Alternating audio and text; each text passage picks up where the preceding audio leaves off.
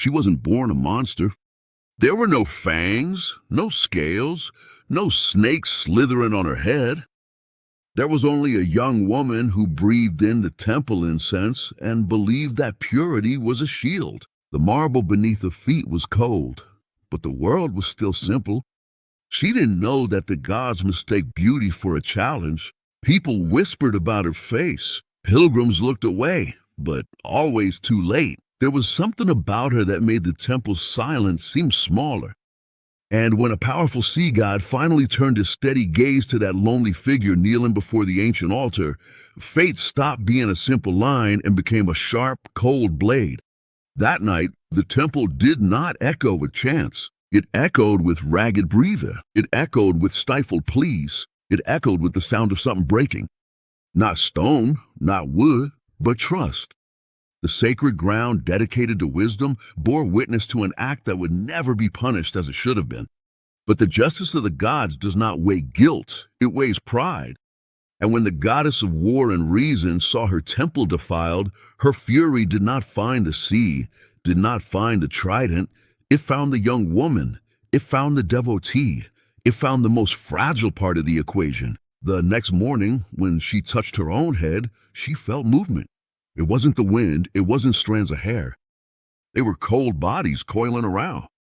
When her eyes met a man's eyes for the last time, the scream wasn't hers. It was his. And the world discovered that sometimes the monster is born from injustice. The story that has crossed the centuries speaks of a creature that turned men into stone. It tells of a severed head used as a weapon. It tells of a hero who defeated terror, but it rarely starts where it should begin, before the curse, before the disfigurement, before the fear. Today, we're going through the version told by Ovid, in which Medusa doesn't appear as a monster, but as a priestess of Athena. We're going to walk through the temple before it was desecrated. We're going to listen to the sea before Poseidon's invasion, and we'll witness the moment when a goddess chooses to protect her own pride instead of her own servant. This isn't a comfortable story. It's not meant to absolve gods or soften divine decisions. It's meant to observe the exact moment when power and justice stop being the same thing. If you like mythology told without sugarcoating, subscribe now. Like this video so more people can find the stories that books have oversimplified. This channel is for those who prefer the version that echoes in the dark. And tell me in the comments, which country and city are you watching from? I want to know how far this story will spread, because today we're not going to talk about a creature. We're going to talk about a divine sentence. The temple rose like a white blade against the sky of Hellas. Doric columns supported not just stone, but silence. Inside, every sound was absorbed before it could become an echo. The air carried the scent of burnt oil and crushed leaves. It was a space made for discipline, not for desire. Medusa walked barefoot across the polished marble. Her steps were restrained, calculated, almost invisible. From a very young age, she had been consecrated to the service of Athena. There was no choice. There was honor. Her life would be the altar. Her body would be the vow. Her existence would be vigilance. The rituals began before the sun touched the horizon. She wiped the invisible dust from the altar as if she were cleansing impure thoughts from her own spirit. She changed the offerings with steady hands. She repeated prayers that asked for wisdom, strategy, restraint. The goddess she served was not made of indulgence, but of order. And yet, there was something about her that broke the symmetry of the temple. Her hair fell in thick waves, shining like freshly forged metal. Her skin reflected the light in an almost offensive way. Pilgrims came seeking divine counsel, but left talking about the priestess's beauty. She noticed the looks. She wasn't naive. She knew when reverence turned into lust, but believed that the sacred made her untouchable. That the temple walls were fortresses against any impure intention. That serving the goddess of wisdom was protection enough. Athena demanded absolute chastity from her priestesses, not out of fragility, but for control. The mind should be a sharp blade, not a scattered flame. Medusa accepted this burden with conviction. She took pride in her own discipline. She took pride in belonging to the goddess who was born armed. But beauty in the world of the gods is never neutral. Beauty is a provocation. Beauty is unsolicited power. And power attracts interest. Far beyond the columns, beyond solid ground, the sea breathed. The waves crashed with constant force as if something ancient was testing the limits of the shore. Poseidon was not silence. He was impact, violent foam against the rock. He was the kind of deity who doesn't contemplate. He takes. They say it was upon seeing her during the procession that the god of the sea made up his mind. There was no courtship, no request, only a decision. And when a god decides, the consequences already set in motion before any mortal even notices. That afternoon, the wind blew differently between the temple columns. The flames of the oil lamps flickered for no apparent reason. Medusa lifted her eyes for a moment, sensing something she couldn't name. It wasn't fear, not yet. It was the feeling that the shelter had started to look back at her. Night fell without spectacle. No storm announced what was coming. The sky stayed clear, almost indifferent. Inside the temple, the oil lamps cast long shadows between the columns, turning the architecture into something more organic, almost alive. Medusa was alone when she heard the first sound.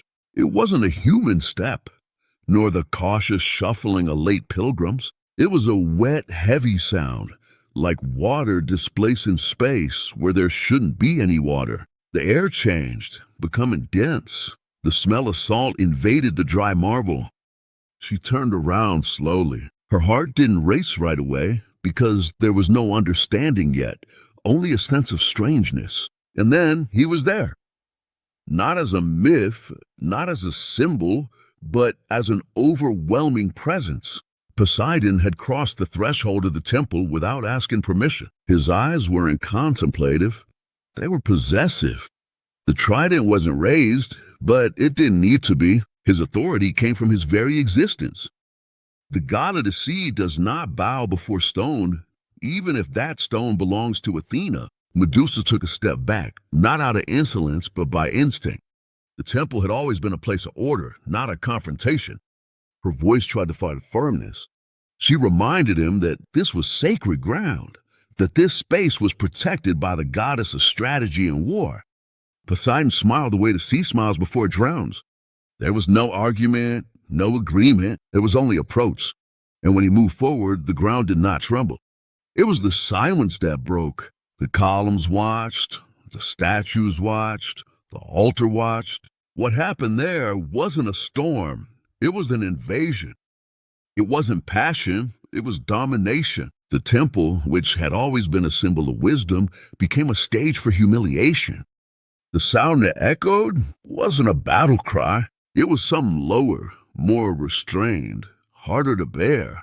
When everything was over, there was no apology, no immediate consequence. Poseidon simply withdrew, like the tide pulling back after destroying everything on the shore. He left behind the smell of salt, ragged breathing, and an altar that no longer seemed sacred. Medusa remained kneeling for a time she couldn't measure. The temple seemed smaller. The air felt too heavy for her lungs. She didn't cry. There was something harder than tears forming inside her, a sense of irreversible rupture. Outside, the sea kept crashing against the rocks as if nothing had happened. But inside Athena's temple, something had been desecrated. And when the goddess realized it, the punishment would not fall upon the ocean. Morning brought no relief, only exposure. Sunlight streamed through the temple columns and revealed what the night had tried to hide. The altar was untouched, the lamps still smoldered, the marble remained smooth, but the sacred had been violated. And gods notice when their authority is challenged. Athena was not made of impulses like the sea. She was made of calculation, a daughter born from the head of Zeus. Armed and clear-minded, she did not tolerate disorder. Her temple was not just a building, it was an extension of her identity. When her presence filled the space, There was no thunder or earthquake. There was absolute silence, a silence so dense it seemed to push the air out of your lungs. Medusa felt it before she saw it. A chill ran down her spine like a blade. She slowly lifted her eyes. There was no challenge there, only something that resembled shame, but it wasn't guilt. It was the awareness of having been turned into the center of a conflict she never started. Athena walked up to the altar. Her eyes scanned every inch of the temple. They weren't searching for truth, they were searching for offense. The smell of salt still lingered in the air. The goddess recognized her rival's signature. Poseidon hadn't just invaded the temple. He left his mark, but confronting the god of the sea would mean open war between forces already fighting over territory. Athena wasn't driven by naivety, she was driven by strategy, and strategy sometimes chooses the weakest target. Her gaze then fell upon the priestess, on the hair that had drawn comments, on the face that had turned heads even within the temple itself. Beauty was no longer a gift, it was an affront. Medusa tried to speak. The words wouldn't take shade. How do you explain violence to a goddess who wasn't there to witness it? How do you ask for justice when justice itself wears a helmet and carries a spear? Athena raised her hand, not to touch, but to condemn. There was no long speech, no interrogation. There was a decision. If the temple had been desecrated, something had to bear the eternal mark of that desecration. And in that moment, the punishment was not aimed at the sea, nor cast against the trident. It was focused on the flesh of the kneeling young woman, because sometimes, to preserve their own authority, the gods choose to turn victims into symbols. The condemnation didn't come as an explosion. It came as a silent invasion. First, a sharp heat on her scalp, as if roots were being ripped out from the inside. Medusa instinctively brought her hands to her head, expecting to feel ordinary human pain. What she found was movement. The strands that once flowed like gold began to harden between her fingers. They didn't break, they didn't fall out, they twisted and writhed. Each lock gained its own weight, its own will. The texture changed. From silk, it became scale. From fragrance, it turned into a raw metallic smell. She tried to scream, but the sound came out distorted, as if her own throat was unfamiliar with the body it inhabited. Beneath her feet, the marble seemed to pull away. The transformation wasn't just on the outside.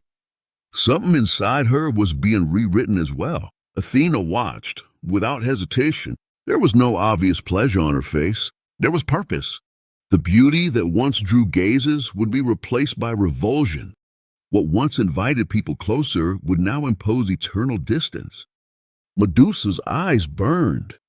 A pressure grew behind her eyelids, as if her very gaze was being sharpened. When she finally lifted her face, a priestess who had stayed at the entrance of the temple ran toward her. Their eye contact lasted a second, just one, enough for the other woman's skin to turn opaque. Her movement stopped mid-step. Her breath caught in the air. Her flesh hardened like freshly formed stone. The sound of petrification wasn't explosive, it was dry, a low, final crack. In front of her, where there had once been life, there was now a statue, not sculpted by an artist, but frozen by a curse. Medusa staggered backward. Every movement of the new snakes made a harsh whisper, like leaves scraping across stone. They weren't ornaments, they were extensions, part of her, living witnesses to the sentence. When she tried to avoid her own reflection in a polished blade from the temple, she saw what was left. Her face was still recognizable, but there was something primal in her features. It wasn't just her appearance that had changed, but her place in the world. Athena turned away without looking back. The decision was final. The temple would be purified, the priestess removed, and Medusa, now no longer devout, no longer protected, would be cast out of civilization, carrying in her gaze the weapon she never asked to possess. Her exile was not announced with ceremony. There was no decree read in the public square, just removal. Medusa was led away from the temple she once called home. Every step out of the city was an erasure. The priestess became a rumor. The rumor became a threat. The landscape she came to inhabit was arid, uneven, marked by rocks that looked like the earth's own exposed bones. There were no columns there, no altar, only biting wind and raw silence. It was the kind of place where even echoes refused to linger. At first, she avoided looking directly at anything alive. She walked with her face lowered, as if the ground could offer safe company. The snakes on her head did not sleep. They moved with constant restlessness, testing the air, as if they accepted her new state better than she did. But the world does not forget a story that carries danger.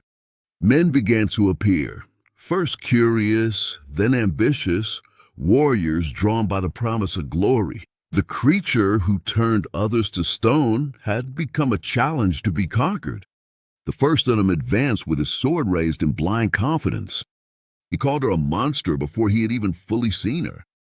When his eyes met hers, the word died on his lips. His skin hardened, his movement froze, his body became an involuntary monument. Others came, some more cautious, some more arrogant, all believing they would be different. The ground around Medusa began to fill with interrupted human forms, faces frozen in the final moment when certainty was shattered. She did not celebrate. There was no triumph in surviving like this. Each statue was proof that the world saw her only as a threat. No one asked who she had been. No one asked what had happened in the temple. They just came, armed with intention. Over time, her figure stopped being that of an exiled woman and became a solidified legend. They said her gaze was pure evil. They said she was born deformed. They said the gods created her that way to test heroes. The truth was buried under more convenient versions. And then came the name that would change the final course of her story, Perseus. He wasn't just another adventurer.